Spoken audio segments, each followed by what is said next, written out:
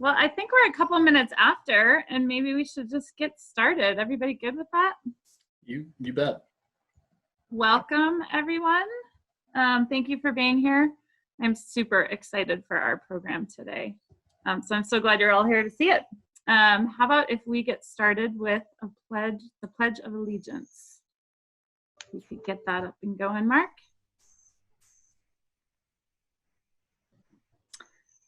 I pledge allegiance to the flag of the United States of America and to the republic for which it stands, one nation, under God, indivisible, with liberty and justice for all. Amen. And the four-way test of the things we think, say, or do. Is it the truth? Is it fair to all concerned? Will it build goodwill and better friendships? Will it be beneficial to all concerned? Thank you, Mark. Colin has accepted the honor of doing thought for the day today. Good afternoon. Today I share two passages from my favorite book, My Personal Best by and about John Wooden with Steve Jameson. Younger members may not be familiar with basketball coach John Wooden, who's been called the greatest coach of the 20th century. Coach Wooden attributed much of his success to his father, Joshua Wooden. One of his father's favorite sayings is the 2 sets of 3s. Never lie, never cheat, never steal was his first set. Don't whine, don't complain, don't make excuses. The second set.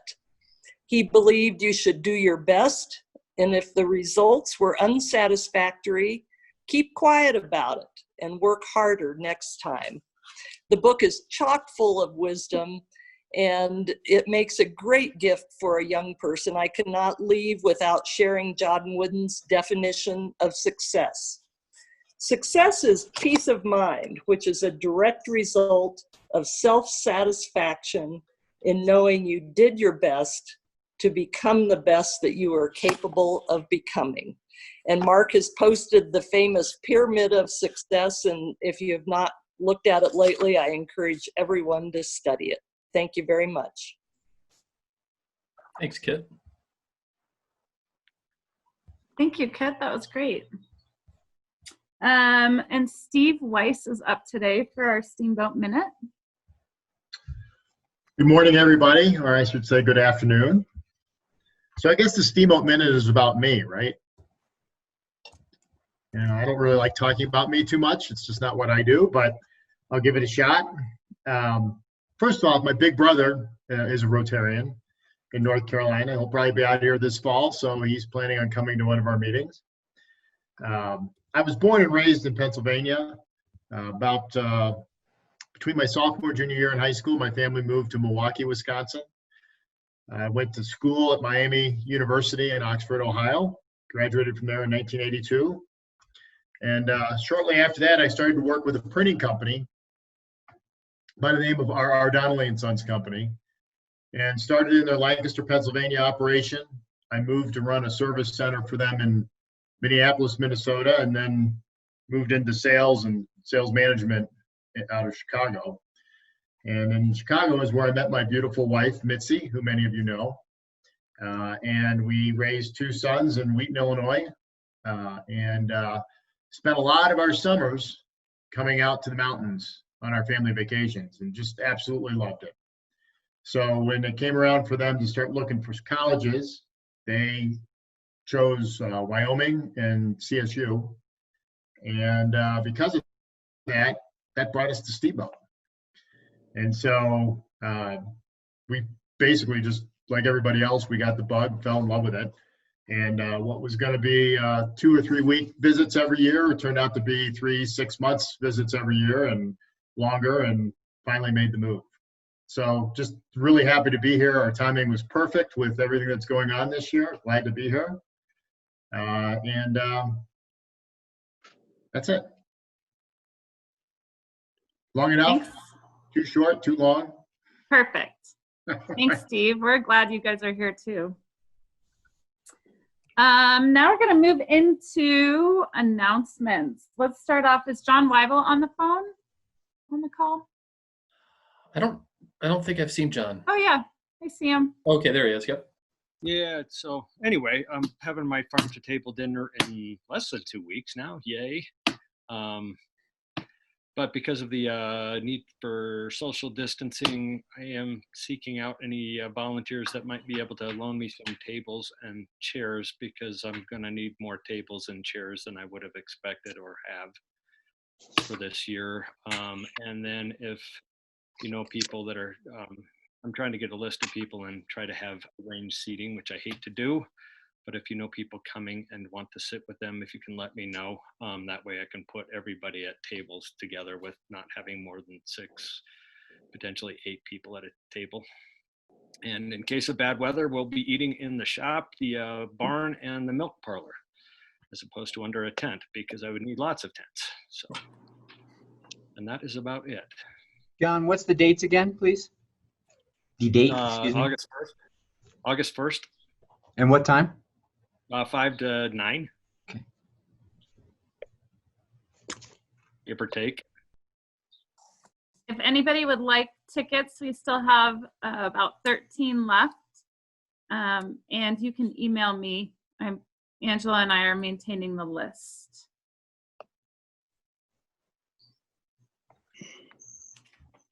Stacy, what is address for GPS? I think she just means to put into Google so she can find her way out there. Oh, okay, gotcha. We'll send you one of those. Thank you. Loretta, would you like to go next with your announcement? Sure. All right, so all of you guys need to come out on July 30th, Thursday night, next week, 6 to 8 p.m. for a pickleball mixer.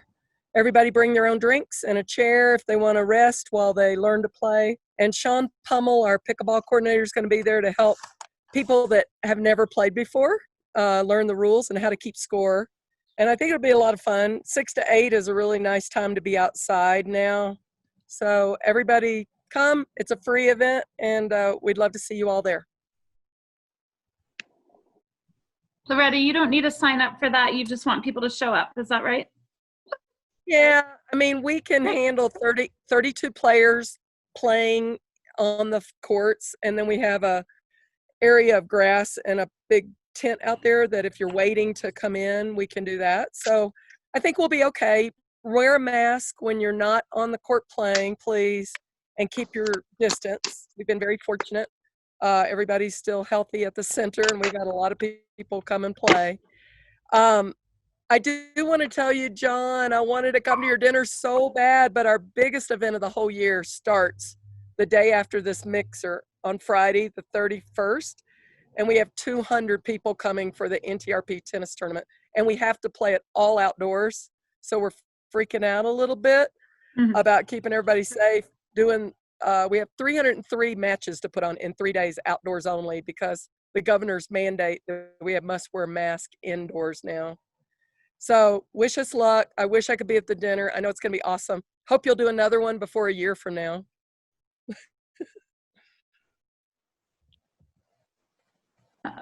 Next, we would like to say thank you to Marcy Valicenti, who is taking over the Rotary Cares Committee.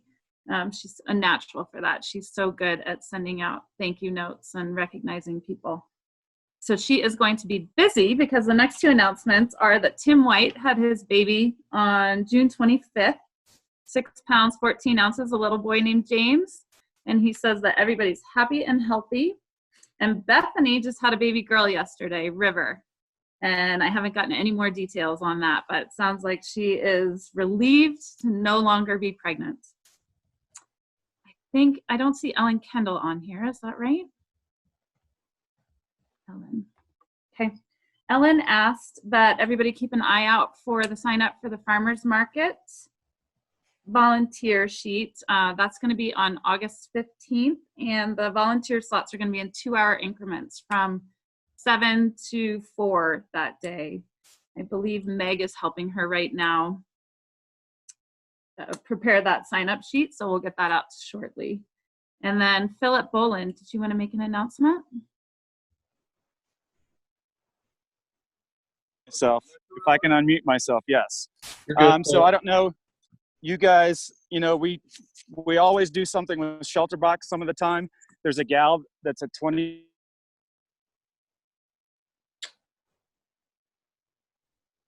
We may have lost Philip there. I hope he didn't fall off the roof. It's exactly what I was thinking. I hope it didn't fall off the roof. Oh, No. oh, he's back. Can you still hear me? Yeah, you're back now. Okay, sorry. So anyway, this college student that's going for a Rotary Peace Scholarship is taking a shelter box that's empty, 8 pounds in a backpack, up every 14er in the state. I went and did Grays and Tories with her over the weekend. We're doing the Cableron. So if anyone wants to come and join us anytime, I can give you the schedule. It's probably already good for Rotaract students if they want to get involved and see what Shelter Box is about. It was started by a Rotarian, and it's a box that goes into, you know, disaster relief areas around the world. But if you guys are up for going up a 14er anytime between now and the end of September, she'd love help. And you guys, anyone that wants to join us. Thank you. I found a picture of Philip and shared it with the group. It looks really comfortable to hike up a 14er with something like that. Yeah. I mean, it's only 8 pounds, so it's not that bad when it's empty. Thank you. And just a reminder that she is on our schedule to speak and do a program on August 4th. And she was on Channel 9 News too, so this is getting a lot of traction. We should get her some Rotary Club of Steamboat Springs swag to wear next time she's on TV. That's a good idea. She is still looking for sponsorships too, and like there's other the Summit County group they're sponsoring 4 Peaks, so maybe the Steamboat group has Rotary Club has to give some competition to the Summit County group and raise some money for her.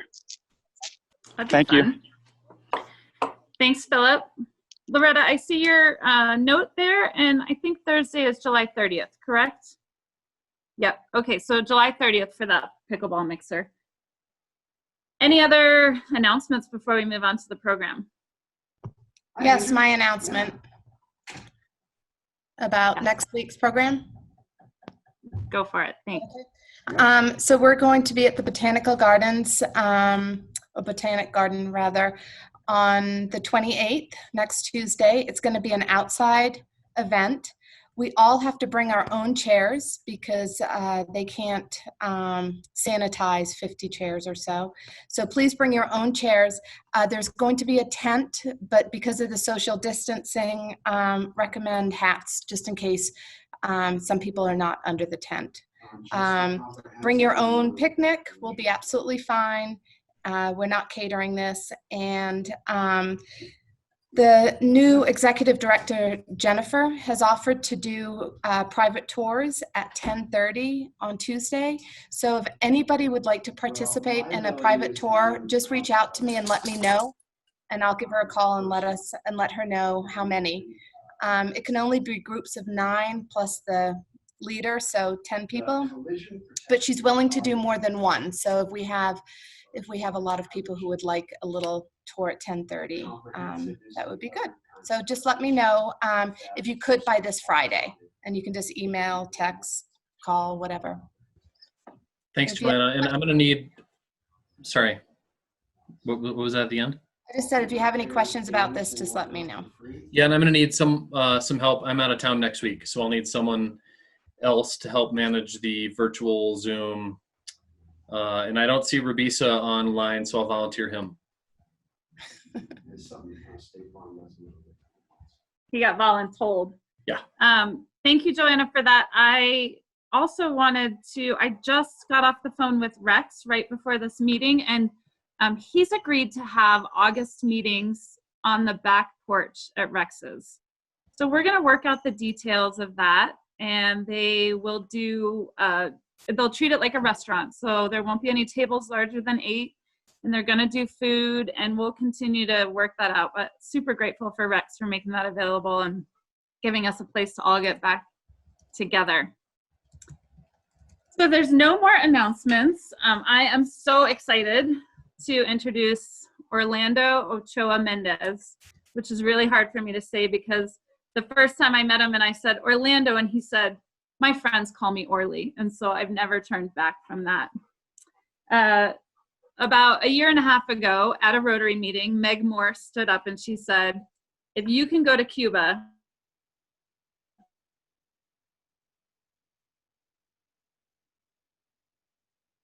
immediately started rebooking to Cuba through Cuba Educational Travel, which is where Orly works.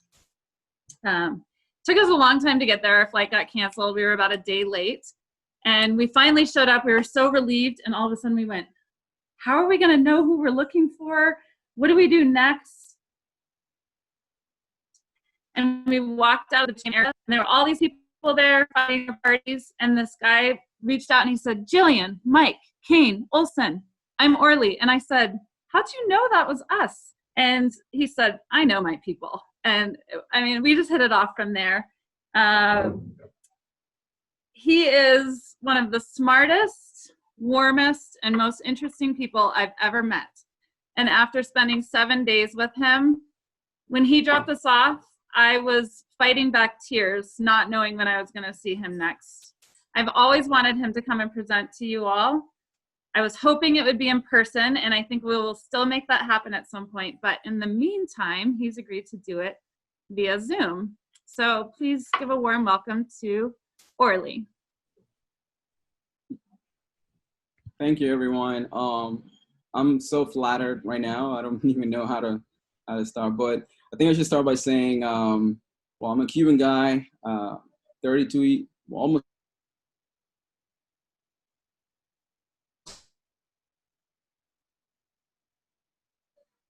And guess what I want to talk today is about not what I do for a living, but rather what the spirit of my country truly is, which is by now something I know most of you, many of you American people are so intrigued about. What is Cuba? What is it about this country and its people?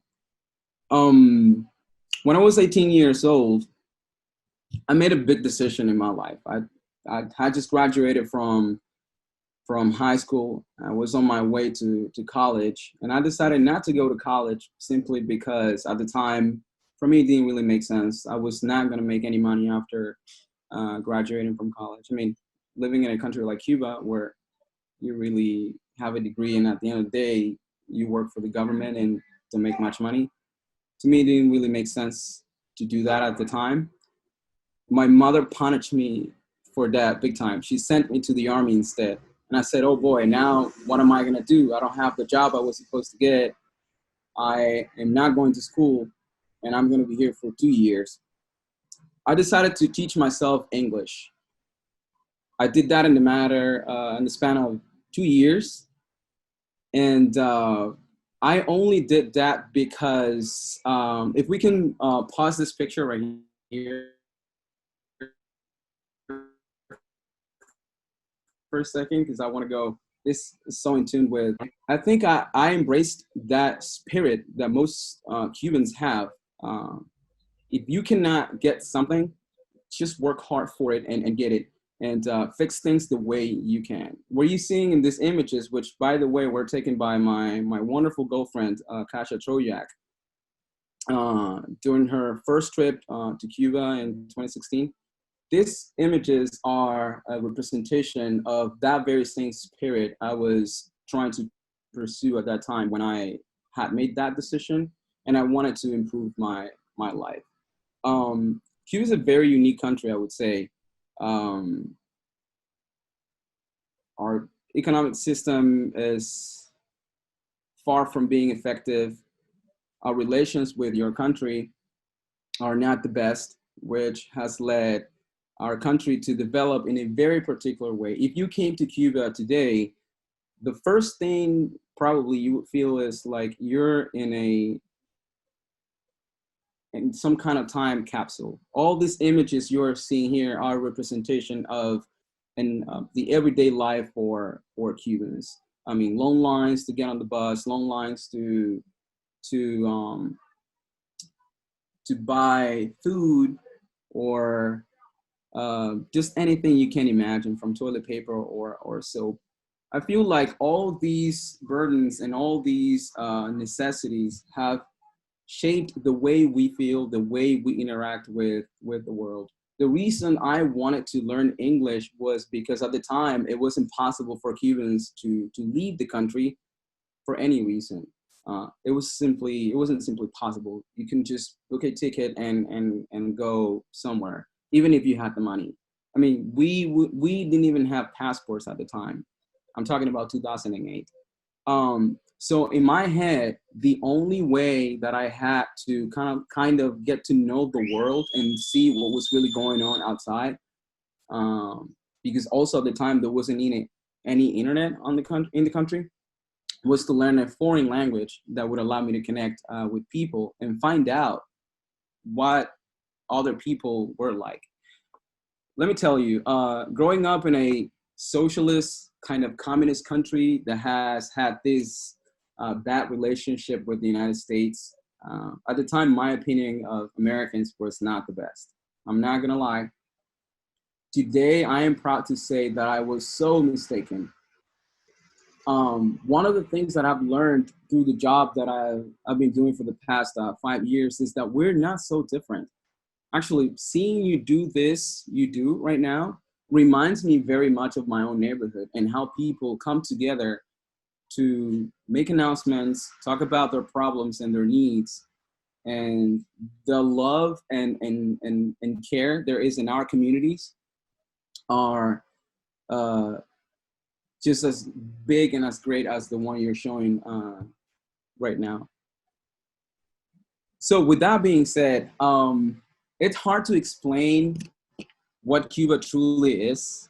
It's just another country with its own face and with its own manners. One of the things that most of my clients say to me is that, oh, I thought that everyone was going to be a communist down here or something like that, which is truly not the reality. There are different people with different ways of thinking. Not everyone is following a very particular or set way of thinking. Everyone has their own different opinion. Yes, there's only one party, and that is the Communist Party. And probably because of that, many of the things that happen in this country happen the way they do. But to define a Cuban as just a communist or a socialist, I don't think it's pretty accurate. I would say that a true Cuban is an entrepreneur, a natural born entrepreneur. We have been hustling for many, many years. And I would say that has to do with the fact that I will have to give you a little bit of history. Probably you've heard of a guy named Fidel Castro, or probably you heard of something called the Revolution. In 1959, there was a socialist revolution that ended up being a socialist, communist revolution that shifted the country in a way that for many wasn't necessarily the best way. We had really deep ties with the Russians at the time, and we were simply relying on them until 1989, when they decided to cut all their economic support. That event forced us to resource to our creativity, right? When you walk the streets of Havana or any other city, you will see all these things, especially the old cars and the buildings that are kind of like falling, and people are always trying to find a way to fix things the best way they can. But what really amazes me about my people is that regardless what kind of thinking you have towards politics or social issues, we are always trying to look after one another. We're always trying to take care of each other. That is something I learned as a young boy when my mother had to travel across the country to come meet my father, because we didn't really have a proper home. My father was working in Havana. My mother would take a train and she would travel back and forth. And I would have to stay at home by myself at the age of 13. All my neighbors knew that. whenever I came back from school, my neighbors would try to feed me or maybe do my laundry, help me in any possible way. I learned these are values that we share. I've seen it in many of my clients. I've led many tours, and in 5 years, I've really understood that we are not so different. And it's really amazing. At the end of the day, we're just human, and everyone just wants the best for themselves and their family, their families. And it really makes me glad to know that I was wrong many years ago, and that regardless of our backgrounds, we can still share some things in common. I don't know, maybe some of you drove in one of these old cars that are still running around this island. This is one of the things that probably will still catch your eye when you come to visit the island, if you ever came. And people ask me, how is it possible that these cars are still running? How is it possible that this is still happening? Well, think about this. For many years, this was the only means of transportation people had. We couldn't really import, actually still today, we can't import newer cars as individuals. People who had these type of cars before 1959 held on to them. Look at this beautiful Impala right there, the blue one that we just saw. People held on to these cars for years, and they passed them from generation to generation. So coming to Cuba is kind of like seeing the Jurassic Park of cars that definitely will take you back to those years when probably you were a child, or when you had your first date and you went to pick your girlfriend. What is this? Is this a Cadillac or something?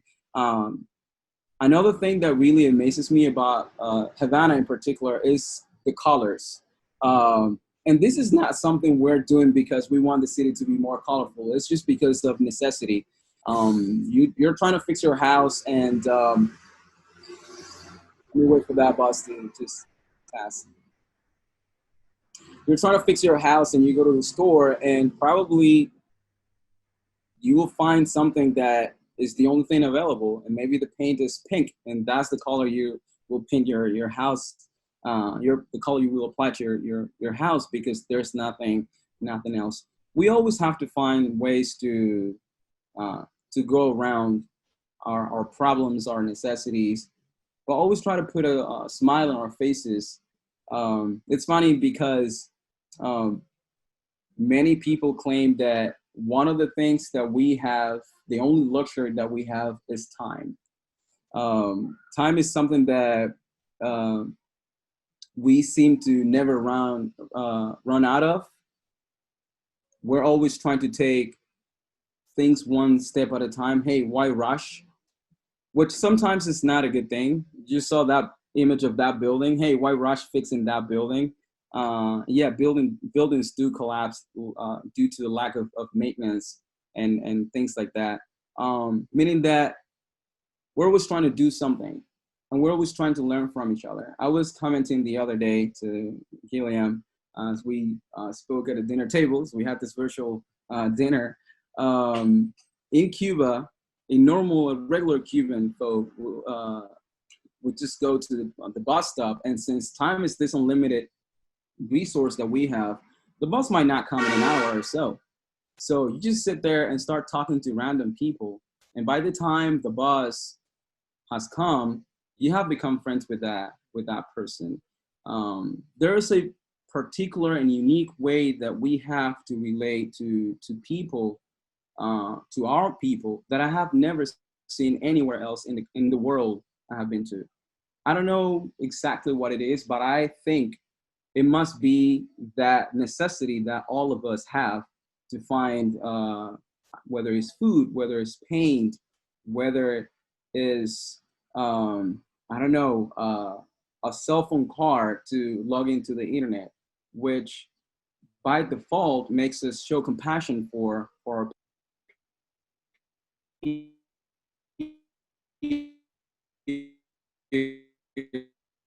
peers and the people that are. There's a large number of people who really want to push the country forward to maybe change that mentality that we will never run out of time, because we all know that's just a metaphor. It's not true. We do need to do better. And it makes me really glad to see that younger people are trying to do that. I have a large number of friends who maybe were in New York City working as costume designers or musicians, or they were working in restaurants elsewhere. They have decided to come back and push the country forward. These images you're seeing right now are the result of a collaboration between my girlfriend and this brand, Dador. These are three wonderful, outstanding women who have decided to come back to Cuba and open a business. Now, this may sound pretty basic to you. Opening a business is nothing out of ordinary, but for us it is actually. It wasn't until 2010 that the government finally allowed people to own their own businesses. This happened only 10 years ago. So what happened before that? Everyone had to work for the government. Everyone had to survive on whatever the government was providing them with. At the time, the average salary was around like $20 a month. And it was very hard to make ends meet. The situation is a little different nowadays, because if you have a set of skills that you can use, and if you have the spirit, which I believe most people do have, because of this environment we live in, all Cubans have clever ideas about anything you can imagine, and people are capable of solving and coming with solutions that are beyond our imagination. So if you're one of those people, if you're willing to try, and this is exactly what you're seeing here, how do you keep these cars running? How do you keep these businesses running?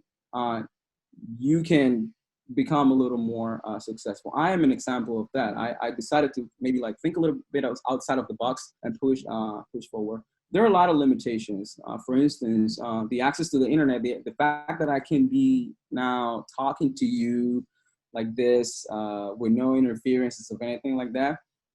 This is something new, completely new. It wasn't until 2016 that we had full access to the internet. You may think this is crazy, right? And it wasn't until 2018 that we had access to the internet on our phones. People are learning and learning fast how to use these tools, how to advertise, how to capitalize on the resources that we now have. They may be limited, but at least they are our resources. And what I like the most is that spirit, that there are people who are willing to come back home and try to push forward the better in our country, try to maybe push the government a little bit and say, hey, I know we're not related to you guys, but we are willing to work hard and pay taxes and improve the life quality of our country. Another thing that I really value and appreciate about this society is no matter how little you have, what you have is enough to share. If I have a piece of bread and you don't have a piece of bread, I am willing to share that piece of bread with you. And this is exactly what I was seeing. I muted myself and I was just listening to the conversation. I did not know what the conversation was going to be about, but it really amazes me to reassure myself that I was wrong all those years ago. When I'm seeing you, most of you whom I've never seen in my life, complete strangers to me, and here I am confirming what I already know is the truth. These are values that we both people share. I feel like Cuba is, like I said, so wealthy in terms of culture, color, atmosphere, spirit, that it's truly worth a visit. In no way I'm advertising my company here or anything like that, but I truly recommend, if you feel like you are looking for a place that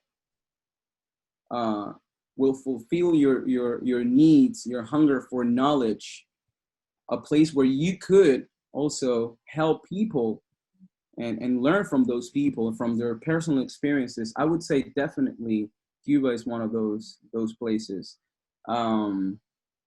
It's one of the safest places I've ever seen in the world. Again, I've been to many states in the US, I've been to Europe, and maybe I'm a little biased about my own country, but Cuba definitely is a very safe country. And how is that possible? Well, I will have to give props to the government and the system they have implemented.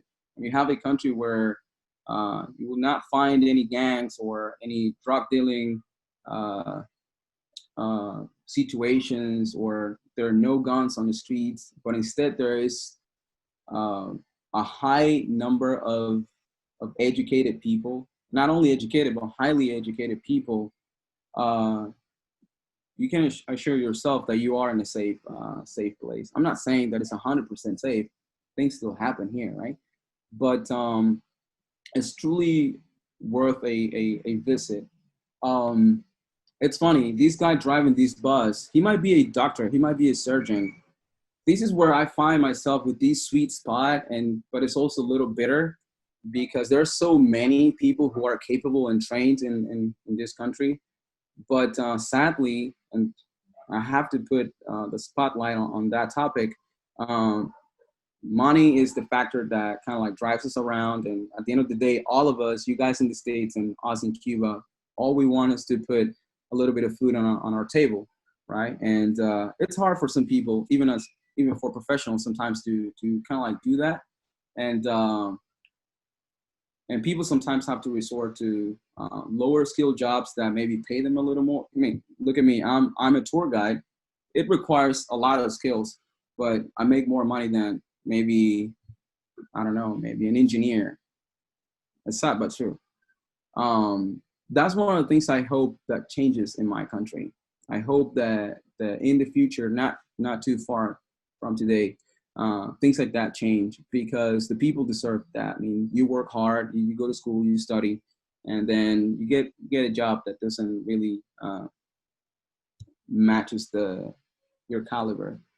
But those are things Hey, Orly, yeah, go ahead. I could listen to you all day long, but I was wondering if we could wrap it up so we could take a couple questions, because I'm sure some people I was have about to wrap it up. Thank you. Sorry. No, go ahead. Definitely things that we have to improve, things we have to work on. But at the end of the day, what keeps me coming back home is that spirit that has been changing for something that I wanted to see for a long time. When I was 18, I wanted more people to embrace that spirit of entrepreneurship, and we can, as a collective, push the country maybe in a different direction that's a little better than what we have today. So I hope this gives you a little idea of what Cuba is. It's very difficult to explain. I always tell my clients, don't try to understand my country, just enjoy it. Not even I understand it. So yes, so if you have questions, I would be more than delighted to. Yeah, Larry, go ahead. Yes, thank you. That was wonderful. Your English is tremendous, and it was really very interesting. I noticed that the fractional COVID infection in Cuba is about 1/10 of that of the United States. So when you say it's safe, I guess that's speaking as evidence in that direction. So when I went to China, I was surprised. You know, it is somewhat of a police state, and for instance, there's no Google. I was looking for Google Maps to get around, and it's outlawed by the government. What's the relationship? Is there a big surveillance of population in Cuba, and is it prohibitive in any way? Thank you. You're welcome. Thank you for your question. I would lie if I said no, there isn't. I think that every government watches people, and you have to be careful what you say. But here, unless you are some political activist really trying to organize, no. I mean, look at me. I'm just the guy who's using the internet illegally right now because I had to hustle. I had to bring routers and stuff into the country, and I smuggled these things into the country, and everyone knows I'm doing these things. No, not in that case, but I've had situations where yes, the government comes to you and says, we're watching what you're doing. Like if you go, I went to the U.S. Embassy 6 times about 6 years ago for travel reasons, and they came to question me. So yes, they would come to you if they think there's a reason. Same reason if, I don't know, you say something outrageous on the internet, the FBI probably will come after you, right? So yes, I would lie if I said like the state security or national security department doesn't do their job. I mean, if anyone is considered to be a threat, there would be surveillance on those people. At the end of the day, it's the police. That's what they do. Can you share your contact information with us? Yes, I can. Yeah, 100%. And then we've got a question from Ian Engel. Ian, go ahead. Thanks. Hey, Orlando. I'm a part of this thing. You can't maybe see it to look at me, but I use a wheelchair, and I'm a part of this thing where we're celebrating what's unique about us because that makes us stronger together. Mm-hmm. So we've got, envisioning a community where all manner of people with people who use wheelchairs like me, blind, folks who are whatever, autistic, are all just sort of engaging in our communities and being active and comfortable enjoying life. And I'm wondering if you have movements like that in Cuba going on. Yes, we do. We have, the system has managed to give what they can, because they have limited resources, of course. But let me separate things here a little bit because remember, most things in Cuba are still controlled by the government, and people can, I understand that maybe you're talking about the people coming together as a movement. In that sense, I don't think so, or there aren't many movements like that. People cannot really, not yet, organize in different ways. So most things are still under the umbrella of the government. So there are institutions that, yes, provide help and facilitate activities for people with special needs, I would say. But independent movements, I wouldn't call them movements. So do you see more accessibility, more people with disabilities being able to live in and participate in communities? Everyone has the opportunity to live in and participate, yes. I would say that we still have to, we have a lot to improve. Gillian, probably you remember, Cuba's not very handicap friendly in some areas. It's really difficult for some people, if you travel with a wheelchair or something like that, to move in some areas. So in newer parts of the city where there's development going on, they're now thinking in those terms. But yes, everyone is welcome to participate in our society, and everyone is taken care of. Well, I've been looking for an excuse to visit Cuba, so maybe we'll see you sometime. You have many. I would say I would give you 100 reasons right now. Thanks. I thought maybe that's where you were headed, Ian. It sounded like an excuse to go visit Cuba. Carl Gills, please go ahead. I'm curious. I understand from what you said that you operate as a tour guide. How did you, or was Jillian referred to you? But it obviously has been a very ongoing and strong connection. I'm curious as to how that was established.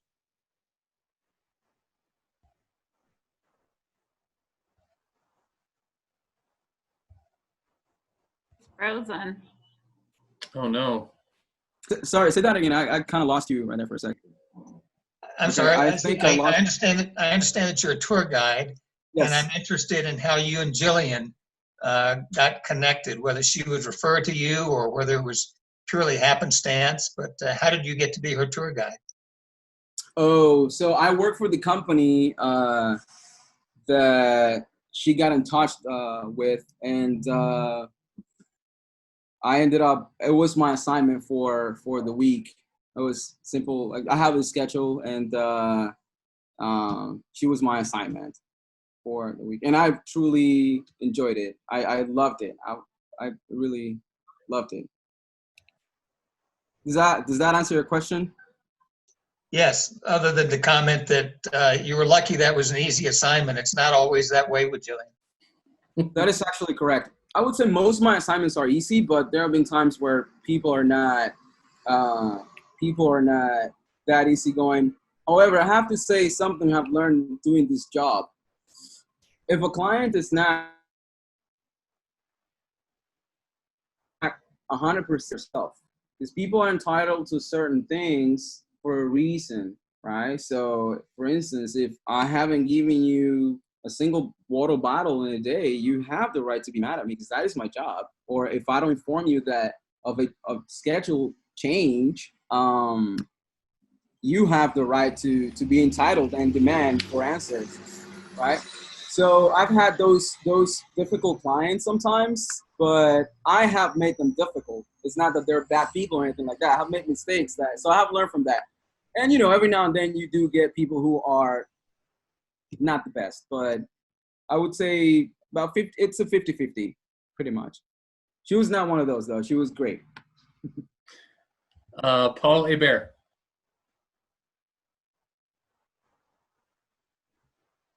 Yes, I have two questions. One's a statement, and that's a hope that our government will make it easier for us to travel to Cuba in the future.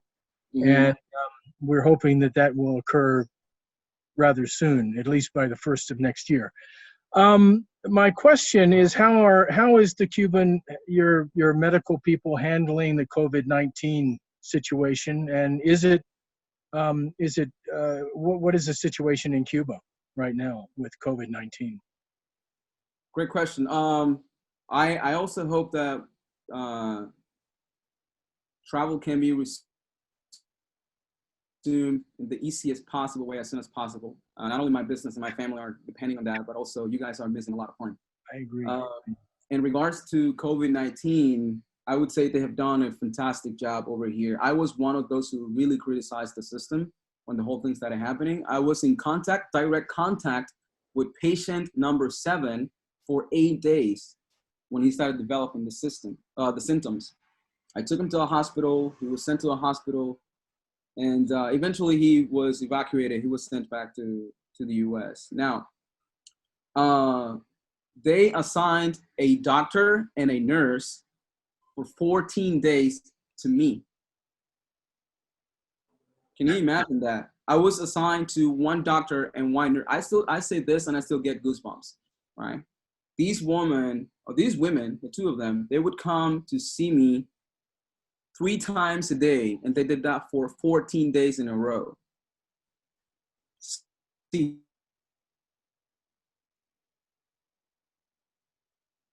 Cuba has a very organized, the first one is the primary stage, which is accessible to everyone. Literally, the doctor, my doctor, what we call the family doctor, lives around the block, around the corner. And that is by law that he has to live there where the office is. So the government would give him an office, and on top of that, a house for the time he's assigned to that position. Meaning that if I go to the office and he's not there, I know where to find him, right? So that's number one. Number two are larger clinics, because obviously the family doctor cannot take care of everything. There are then larger clinics in every municipality where you would go to. And then finally, there are the hospitals where you are taken to in case of a severe case of whatever you may have. So when this system is coordinated and put into place, something like COVID-19 can be handled in a very effective manner. Cuba has had no cases in the past 8 days, I would say, and there's been more than, I think, close to 2 weeks without casualties. Only 87 people have died because of COVID, sadly, which for us it's too many people. And out of the 16 provinces of the country, 14 are now transferring into phase 3, meaning that they are going back to normal, slowly going back to normal. Havana, the capital city where I live, is still under the regiment of phase 1. It's the largest city, or 2 million people in the city. The housing situation, if anyone wants to ask about the housing situation, that's a very interesting topic. It may not be the best, because many families live kind of like cramped together. So that kind of facilitates the spread. But when you have this system where you constantly have a doctor and a nurse, not only one, but thousands of doctors and nurses going hunting out for people with symptoms, you can really control the spread of the pandemic. And is medical care provided by the government free? It is completely free, 100% free. A little story for you. About 2 years ago, I had some heart palpitations, and I felt like something was happening. I went to the hospital, and I told the doctor, I need an EKG. He said to me, how do you know that? I said, because I need an EKG. Like, I demand that you give me an EKG. I don't think it works like that anywhere in the world. So she gave me one EKG. She said, you're fine. Your heart is fine. You probably were doing some exercise, and you should just rest. And I said, no, that doesn't convince me. I need another EKG. And she said, okay, fine. Go walk around for 30 minutes and come back. I came back in 30 minutes. I took my second EKG. She said, you're fine. Go home. No bills, no nothing. 100% free. I feel bad because there's a level of entitlement that sometimes we abuse a little bit. The country doesn't really have all the resources, really. Another thing that I want to make a remark is that not only Cuba has doctors to take care of our people, Cuba has sent doctors to over 60 countries. And in regards to COVID, I think it's about a dozen of countries, Italy being one of them, Spain being another one, to help. So we're sending brigades. Actually, the name of this brigade is Henry Reeve. Henry Reeve was an American who decided to fight for the independence of the island from Spain back in the 19th century. It is believed that, it's being said that he was one of the bravest men to ever fight for the freedom of Cuba. It was a tiny guy. He was wounded and paralyzed. He couldn't walk. So the soldiers who were fighting under his command would have to strap him to his horse and tie his legs so he wouldn't roll over, so he could go fight the Spaniards. So in order to honor Henry Reeve for his solidarity with our country, Cuba has decided to name this brigade the Henry Reeve Brigade. It's a great story right there. Orly, thank you for your expanded explanation. You're welcome. Our next question, and I have a feeling it's our last question, comes from Jillian. Yes. Orly, Yes. You guys have all heard this presentation, right? And he told you that he taught himself to speak English. I think we can agree that he is better at English than I am, and it's my only language. Orly, could you tell everybody how you taught yourself to speak English? Oh, that's a funny one.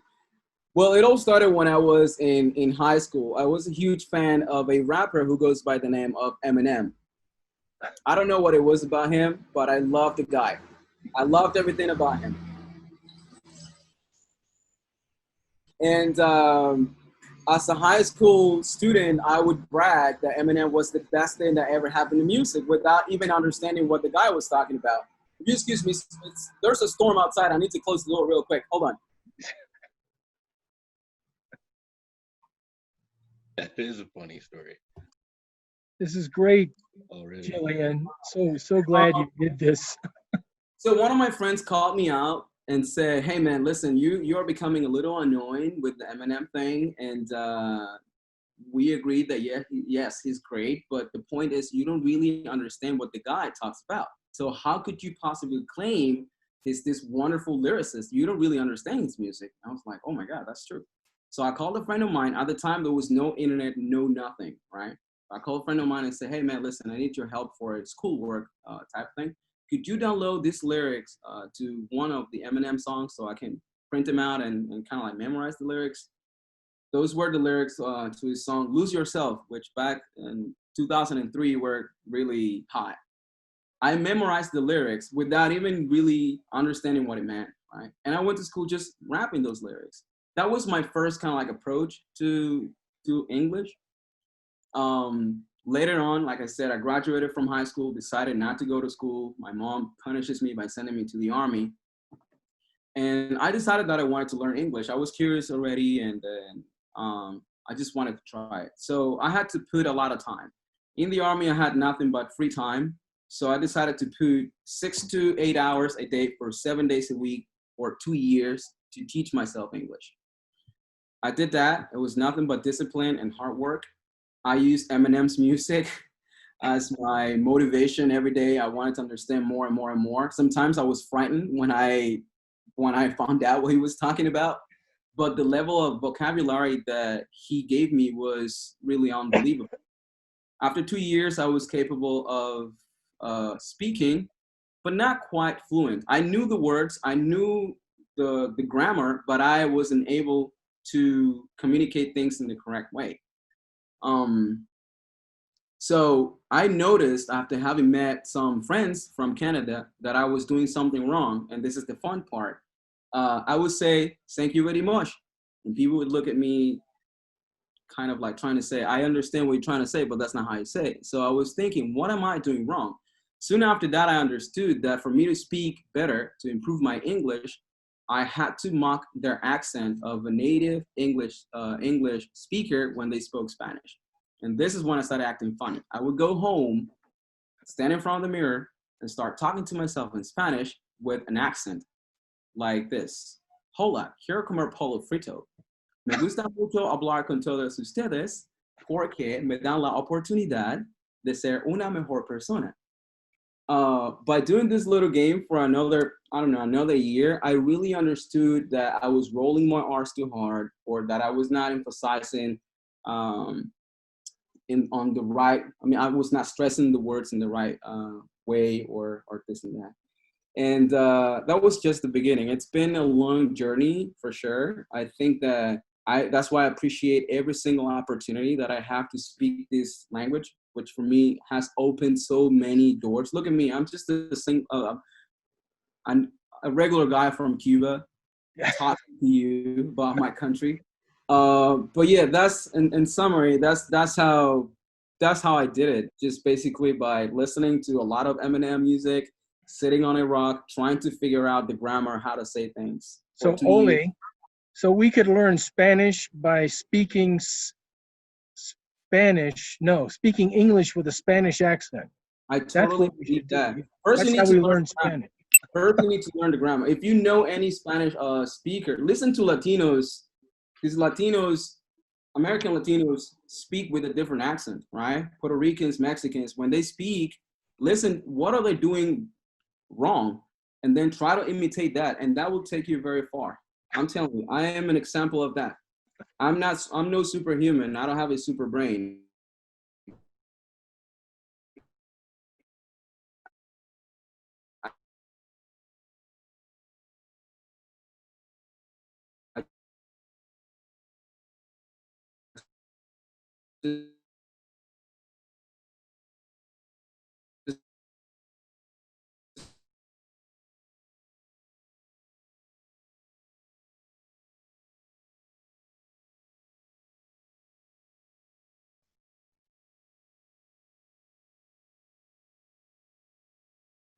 All right, there we go. Are you there? Orly, you did such an amazing job. Thank you so much for being here. Thank you all of you for listening to my story. I mean, sorry, I speak way too much. When I get passionate about things, I speak, and you have to interrupt me, and I keep going. And I just wanted to do this as casual as possible with no structure, just relax as a conversation. But really, it's hard to just put Cuban talk about Cuban simple words in just a few minutes. There's nothing like seeing the island and seeing things and talking to the people, not just Orly. All the people might tell you different things, and which is valid too. Can I just say you're a great ambassador for your country? Thank you, sir. I really appreciate that. Thank you. Thank you so much. Orly, we're gonna spend the next few minutes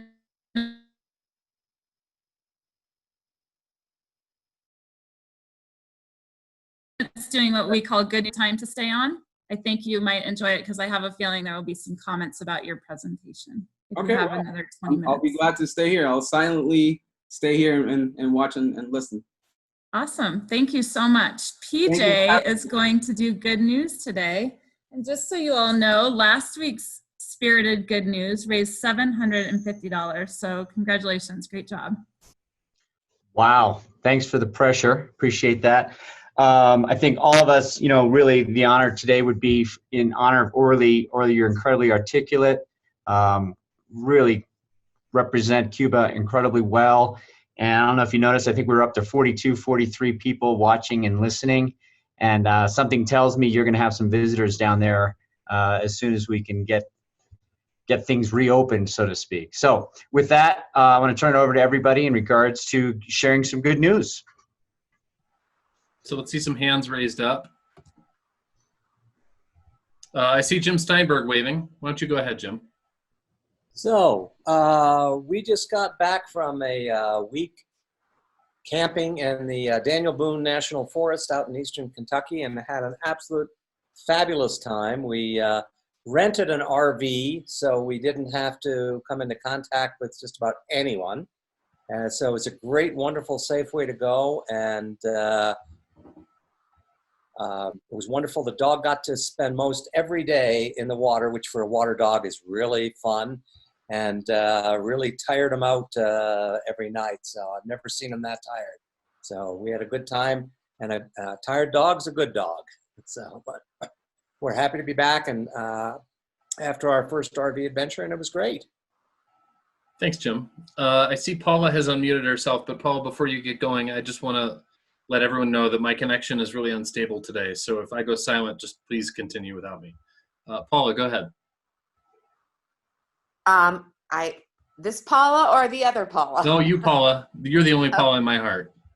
Well, that wouldn't be fair to Paula Gregory. Anyway, that was a wonderful presentation. I think it would be wonderful at some point if Orly could come visit us and have a round 2 of his talk. By the way, I'll put in $30. Let's see, the first thing, my raspberries are just starting. So John Weiland, yes, we'll probably be able to maybe work out something. I'm hoping to have enough raspberries at the time of the dinner to help you. Second, my family, my daughter, her husband, and their 3 dogs are fleeing. They're going to be Texas refugees. They're coming back here indefinitely. So I will be calling on some of my fellow Rotarians who I know have lovely backyards so that I can run away from home, because 2 adult children who are working from home and 3 dogs in my little house may need for me to escape. And then finally, we're so lucky to have people like Orly in the world to help us connect and make our connections even stronger. I just thoroughly enjoyed it. Thank you, Paula. Kathy Elliott. Orly, a wonderful presentation. Cuba has always been on the bucket list, and we had an opportunity several years ago to maybe sneak over from Grand Cayman and chickened out, and I regret that to this day that we didn't. I'd like to give a shout out to 2 fellow Rotarians, Philip and Matt, Steamboat Roofing Company. Philip is on my roof right now, replacing it, and they've been dealing with our old insurance company since October. And it is a very stressful situation, and these guys have done an amazing job and kept us informed and took care of everything for us. And I wanted to say thank you to both of them for the job that they've done. Very nice. $10, Ange. Thanks, Kathy. Who else? I saw some other hands waving earlier. Paul A. Bear. Again, I've already thanked Orly, but thank you again for such a wonderful presentation. It was great to learn a little bit more about Cuba. We have been housebound since February, and tomorrow we are going to take our little RV, our little Volkswagen Eurovan, down to Arizona to visit with my son and his wife. It's going to be hot, but we're going to go up to the mountains and take a little camping and maybe do a little swimming in Lake Powell. But it's going to be nice to get away, first time that we've had this opportunity. So anyway, thanks again. It's good to be back in the meeting as well. Good to have you back, Paul. Keep your eyes open for Ashley. She's on her way to Lake Powell soon too. Maybe you guys could go swimming together. Who else? Let's see some more hands waving. I'm keeping my eyes open. I don't know how to wave my hand. Who's that? Oh, Ian. Yeah, please go ahead. Sorry. I don't know how. And Mark, I would never hang out with you if you were stable. You're much more fun. Orly, that was awesome. That really felt good just to and I really felt like you kind of took me there. It's neat to almost feel a nostalgia for somewhere I've never been, and you were able to get that across. So that was cool. I'll put in $10. I'm not sure. It's good to see everybody. I haven't been around lately. I am really proud. Good news. $10 is I'm really proud of my team here at the Northwest Colorado Center for Independence. Through this thing, we've been getting out there and getting a hold of folks and making sure that people had access to health care and supplies and food and basic needs to continue to live independently in our rural communities, our mountain communities with disabilities, and not get shipped off to congregate facilities, which is a whole nother issue, right? And we're getting recognized for the work we do to support people with disabilities to live healthy in our communities independently. So that's been really good. It's heavy, but just a lot of pride there. I've been camping a lot. I've been exploring Routt County. I'm like, what's in southwest Routt County? Oh, the Williams Fork. And then I snuck up to Dunkley Pass and camped on top of Dunkley Pass, and there was a thunderstorm moving along. I thought it was going to get me, moving along the ridge line of the flat tops.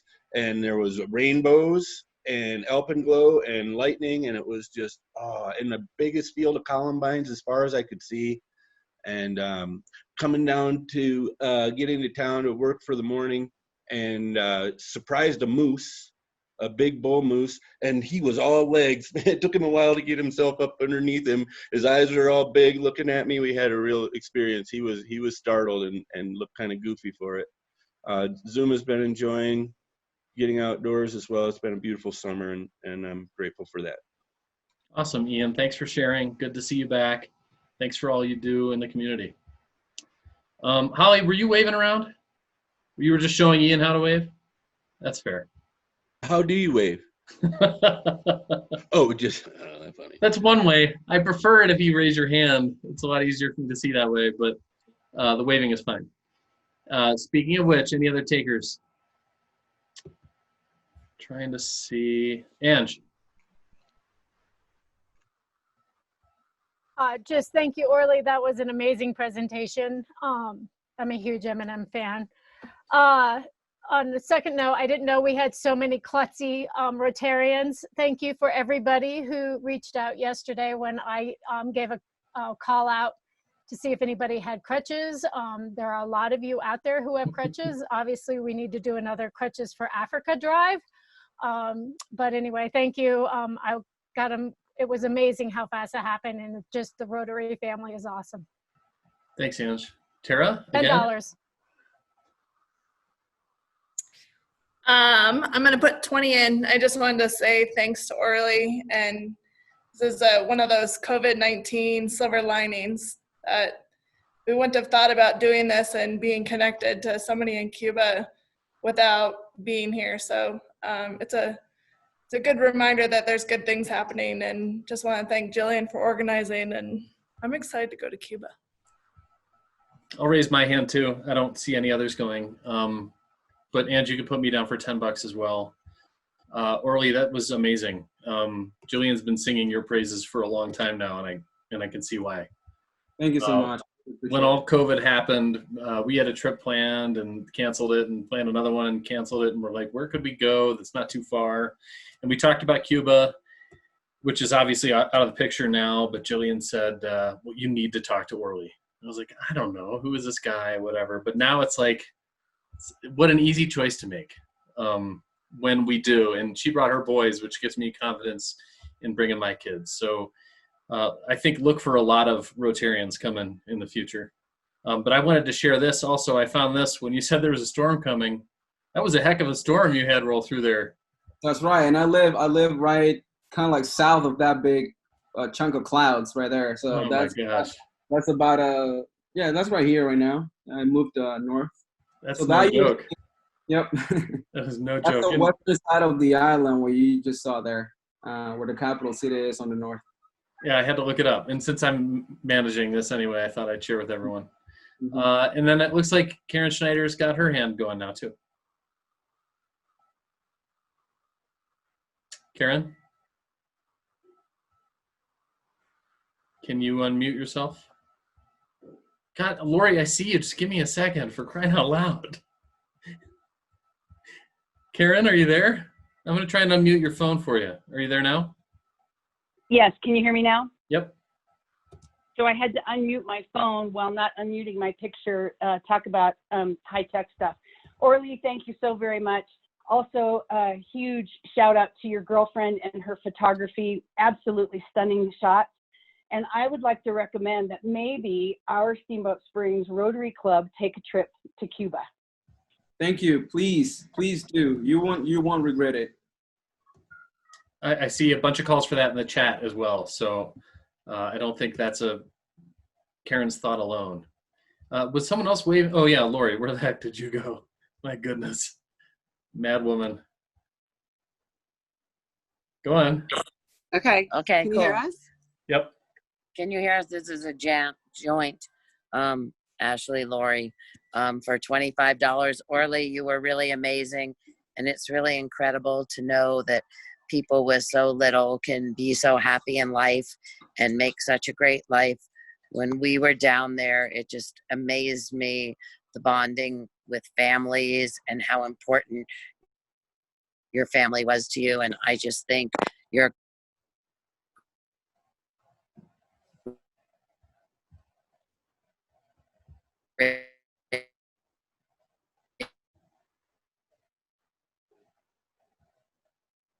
credit to the universe. Yeah. Sorry, I lost everyone there for a second. Mm-hmm. My instability. And it looks like Jillian has got her hand raised. Please go ahead. Oh, I didn't even mean to hit it, but I was going to. I'm going to put in 20. I'm sure you can guess why. It's for Orly. Just to pump him up a little bit more. I woke up to 3 texts from him this morning. He was in the hospital this morning. He has some stuff going on, and I was like, he called me at 9:30 and said, I think I can do this. I don't want to let you down. I'm like, you're not going to let me down. You take care of you. He said, no, I think this will be good. And you did an amazing job, Orly. I love listening to you speak, and I feel like I can see your mood improvement just over the last hour, just doing what you do so well. Just so you know, my day started off at 4 a.m. with really high blood pressure, which has become a little bit of a problem lately. Too much stress going on. And these for me was like a therapy. So you really helped me out in going through this whole that situation that I've been going through. I've barely slept hours of sleep today, so hopefully I'll crash soon. But I really wanted to do this. We planned for this so long in advance that I just couldn't not do it. I couldn't. So I'm yeah. so glad you did. Yeah, and it really helped me. And my mood it's different now. Well, you seeing it. I was a little down earlier, so it always makes me happy to talk to new people. Yeah, it makes me feel like I'm back at work, which is what I need right now. Yeah. Well, I've put your Cuba educational travel email in the chat for people, and I also put a link to the website in there. If anyone is interested in we have a newsletter going on and latest and most interesting things happening in Cuba, whether it's politics, arts, or whatever. I think we are the one to follow, because Cuba Educational Travel is the one company that does not only travel, but also a little bit of advocacy. And it's all about not only bringing people from the States to Cuba, but also bringing Cubans from the States. And I'm also a result of that. In 2014, I was part of a program organized by Colin Laverty, the CEO of the company. This is an amazing guy whose love for Cuba is, I mean, greater than mine, I would say. Every year he brings someone either for school or for just a short trip to do something similar to what you would do. So I think the relation goes both ways. So if you're interested in what's happening in Cuba regarding arts, and follow us, and it's just general knowledge, it would be interesting for you guys. It looks like, and also make sure you check out those photos by Kasia Trojak. She made all those for you guys. She put them all together, and she says thank you for liking them. You can go on your website. Put her email in the chat too. Would you do that? Yeah. I mean her website, not her email. Yeah, I will. It looks like Carl Gills had one more question. Yeah, I should know this, but this is probably directed more to Jim Whalen than anybody else. But Orly, great presentation. Thoroughly enjoyed it. Jim, do we have Rotary in Cuba? Sorry? Do we have Rotary clubs in Cuba? No, I don't think so. No, we don't. I'll second that. All right, everybody. I think we're going to call this meeting to an end. I was going to give you a little bit of update on what's coming up. Like Joanna said earlier, the Botanic Gardens Executive Director is giving us a presentation next week. At the Botanic Gardens, bring your own chair and your own lunch. This Thursday, Margie Tracy is having a virtual happy hour at 5:30. You'll get a link to that. It's the same one every week, but you'll get a reminder link on Thursday morning. On Thursday, July 30th, Loretta is hosting a pickleball mixer from 6 to 8. Wear a mask. Bring your own paddles if you have them. Bring your own drinks and have a little together time. Tara is asking Joanna, where in the Botanical Gardens? Is it over by is it the Trillium House? If you could type in on that. I don't know if Joanna's still on. I'll find out for sure.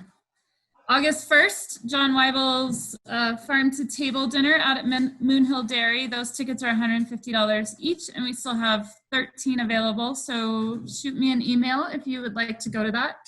And then on August 15th, we're doing the farmers market. And we will be sending out a sign up for volunteers. We would really like people to eagerly sign up for that. So we'll keep this open for a little while for anybody who wants to chat. And thank you again, everyone. Bye-bye. Bye, everybody. Thanks, Orly. Bye, everyone. Drop off. See you next week.